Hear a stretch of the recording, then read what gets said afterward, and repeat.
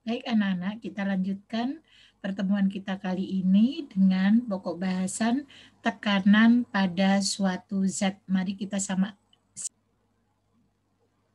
Oke, tekanan zat dan penerapannya.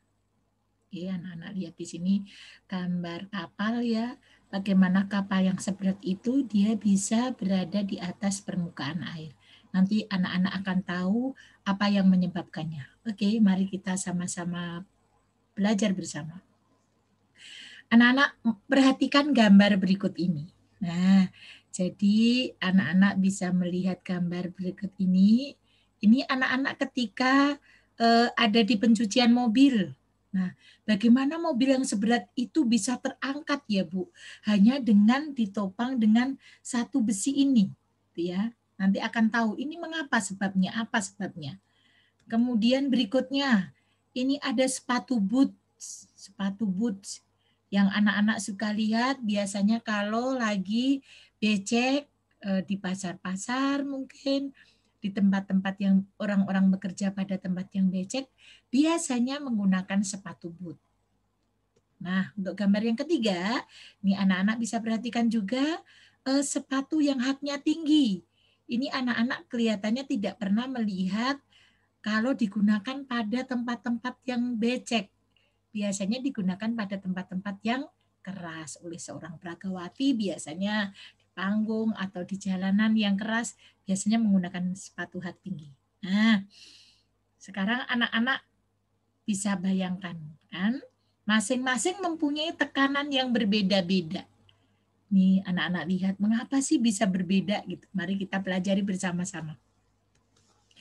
Di sini ada yang namanya pompa hidrolik.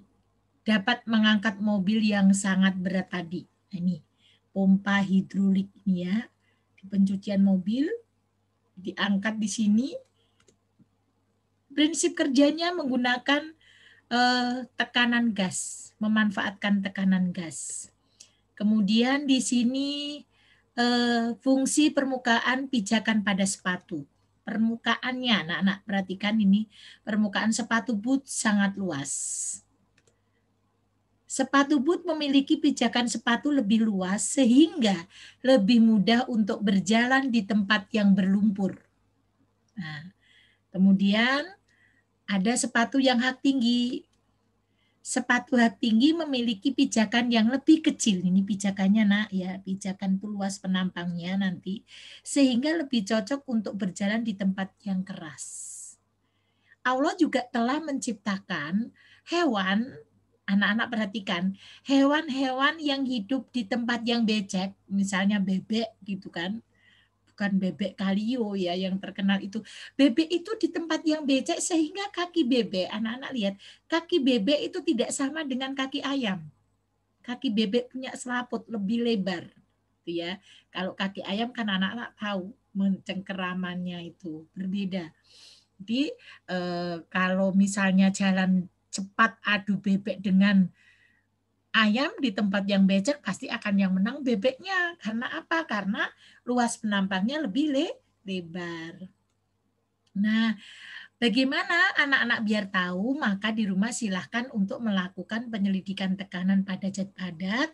Gampang anak-anak di abang-abang yang jual plastisin, ya plastisin itu, kemudian pakai uang koin. Nah, nanti dipraktekkan seperti ini, ya, seperti yang ada di buku anak-anak LKS nanti dipraktekkan. Oke. Jadi bisa tahu, oh tekanan yang mempunyai luas penampang lebar dan luas penampang kecil, siapa yang mempunyai tekanan paling besar. Itu ya. Oke, berikutnya tekanan pada zat padat. Tetapi kita harus tahu dulu apa itu tekanan. Tekanan adalah gaya yang diberikan pada suatu benda per satuan luas permukaan bidang. Gaya. Nah, rumus tekanan. Gaya itu simbolnya F, tekanan itu P, ya, simbolnya P. Gaya itu F, luas bidang tekan itu A. Maka, nah ini tekanan, gaya tekan, luas permukaan. Ini harus tahu anak-anak, nggak boleh lupa, ya. Nah, makanya anak-anak tahu sekarang Karena luas permukaannya berbeda, maka sepatu yang luas permukaannya lebar lebih mudah digunakan untuk berjalan di tempat yang berlumpur daripada sepatu yang mempunyai permukaan lebih kecil, sepatu hak tinggi tadi. Nah, sekarang contohnya ini, contoh soal. Perhatikan gambar balok berikut. Jika berat balok tersebut 800 Newton, maka berapa tekanan yang diterima oleh lantai? Tadi ingat, yang berpengaruh adalah luas. Nah, luasnya berbentuk persegi panjang, berarti nanti panjang kali lebar, panjang kali lebar. Nah, hasilnya 50 cm persegi. Ingat, harus dalam satuan SI. Maka rumus tekanannya ditulis dulu. Kalau mengerjakan apa yang diketahui ditulis, kemudian rumus tekanannya ditulis, dimasukkan.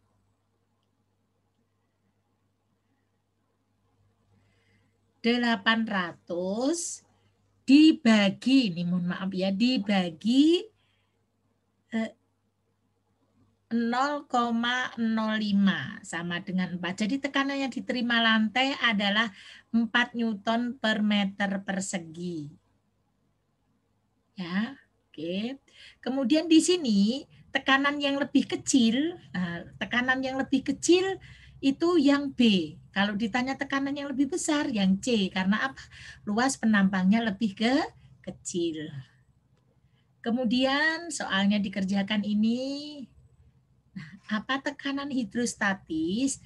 Tekanan hidrostatis adalah tekanan yang dialami sebuah benda jika berada pada suatu kedalaman tertentu dari permukaan zat cair. Nah, mengukur kedalamannya itu dari atas. Mengukur kedalamannya dari atas, bukan dari bawah. Berdasarkan persamaan di atas, makin dalam letak suatu benda, maka tekanan hidrostatisnya yang diperoleh semakin besar. Anak-anak kalau berenang semakin ke bawah, maka bernafasnya mulai berkurang. Maksudnya berkurang itu agak nyesek dibanding ada di atas. Karena apa? Sudah mempunyai tekanan yang besar ketika ada di bawah. Nah, tekanan hidrostatis tadi adalah tekanan yang dialami benda jika berada pada suatu kedalaman tertentu dari permukaan zat cair.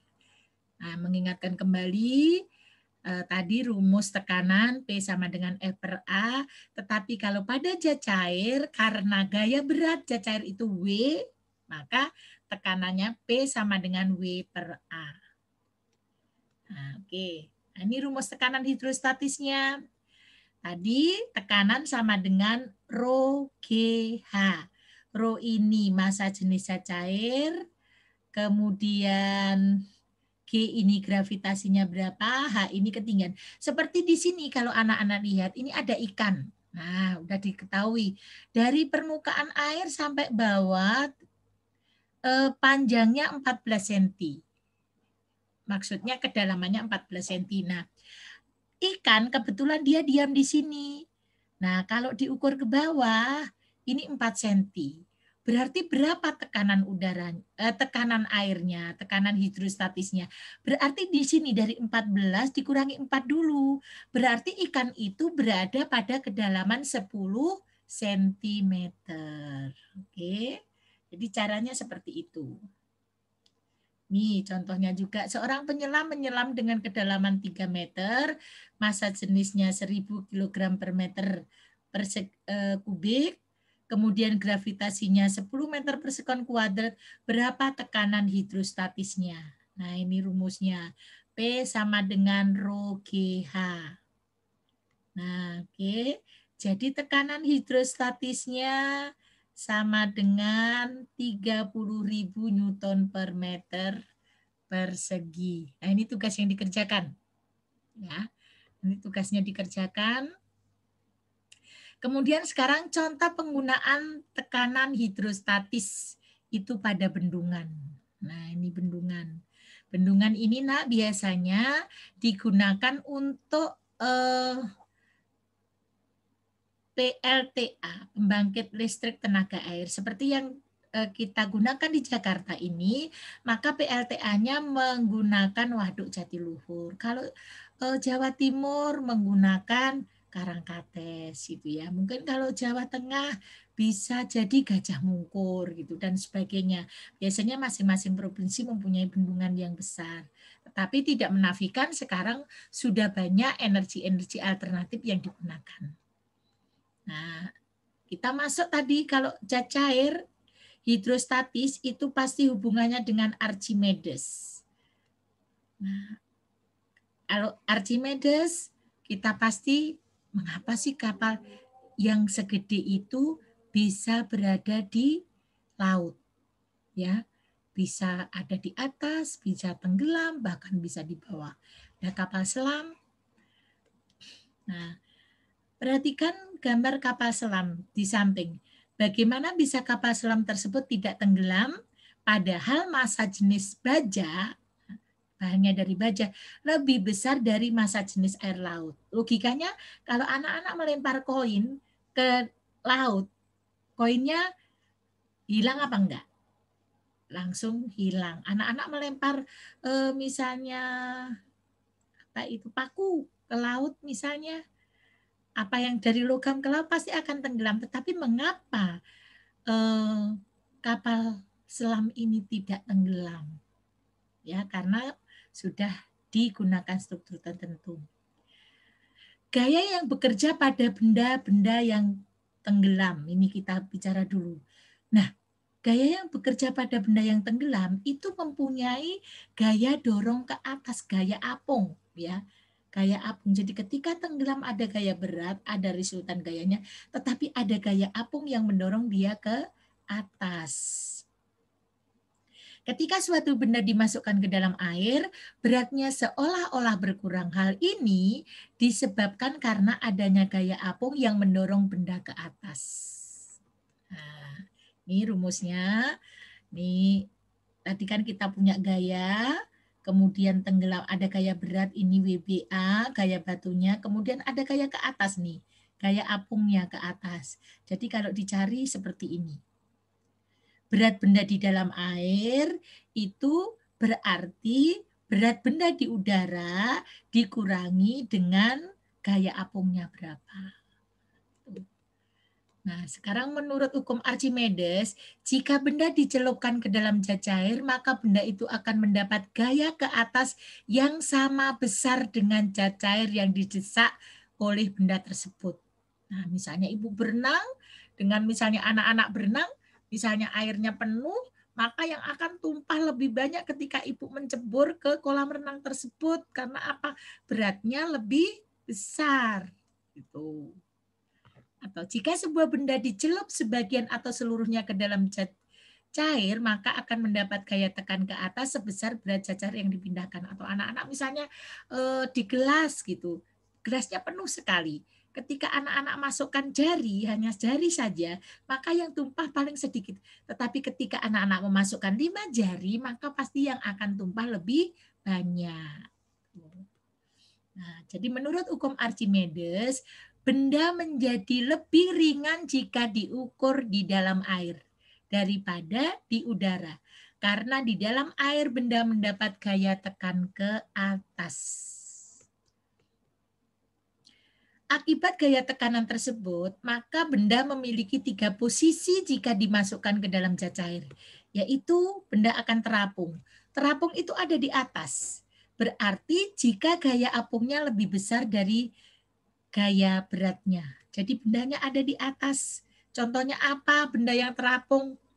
Anak-anak itu kan gabus, biasa main kapal-kapalan pakai gabus, ya kan?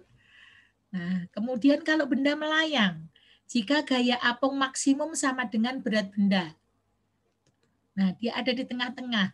Kalau anak-anak mau melakukan percobaan, yang melayang ini bisa menggunakan telur pada air garam.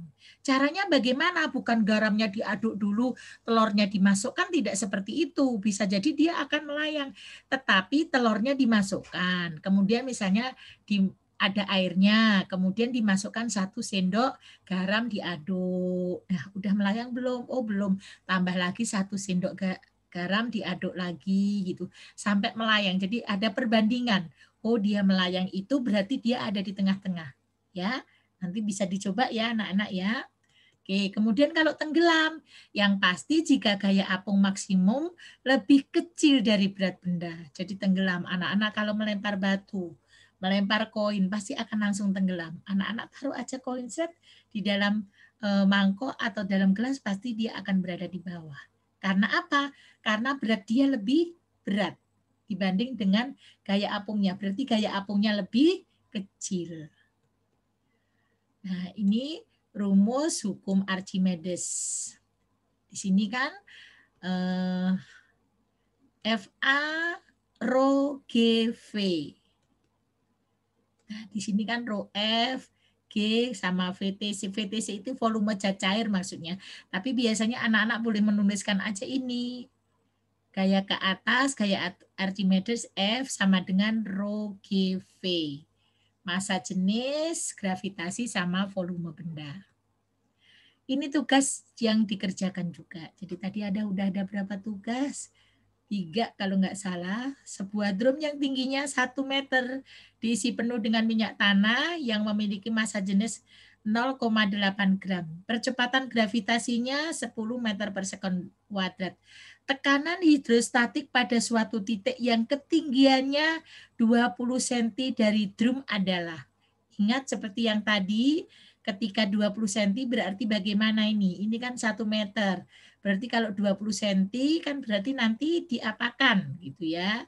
Berarti kan bisa 1 meter dikurangi 20 cm itu untuk hanya. Oke. Ini juga dikerjakan. Anak-anak tentukan gaya ke atas terhadap benda-benda dalam air dari yang terbesar hingga yang terkecil secara berurutan. F-nya dari yang terbesar sampai yang terkecil. Jangan kebalik ya. Kalau anak-anak tidak memperhatikan keterangan ibu tadi bisa terbalik nanti milihnya, jawabnya. Nah, alat apa saja yang menggunakan prinsip Archimedes? Yaitu kapal laut, kapal selam, galangan kapal, jembatan ponton, dan balon udara. Nah, coba anak-anak perhatikan ini kapal laut, kemudian ini kapal selam, kemudian ini galangan kapal ketika digunakan untuk memperbaiki kapal-kapal. Nah, ini jembatan ponton. Nah, ini anak-anak perhatikan jembatan ponton di sini ketika ada perahu yang lebih tinggi, maka dia bisa ke atas. Nah, ini lihat. Nah, kan karena perahunya lebih tinggi nih. Nah, kalau enggak dia mobilnya bisa berjalan. Kemudian sama balon udara. Balon udara ini juga sama, ya kan? Dia akan terbang ke udara menggunakan rumus-rumus tadi yang digunakan. Oke, sekian dulu pertemuan kita kali ini. Teriring doa Ibu, sukses selalu, amin. Sampai jumpa lagi ya. Oke, sampai jumpa.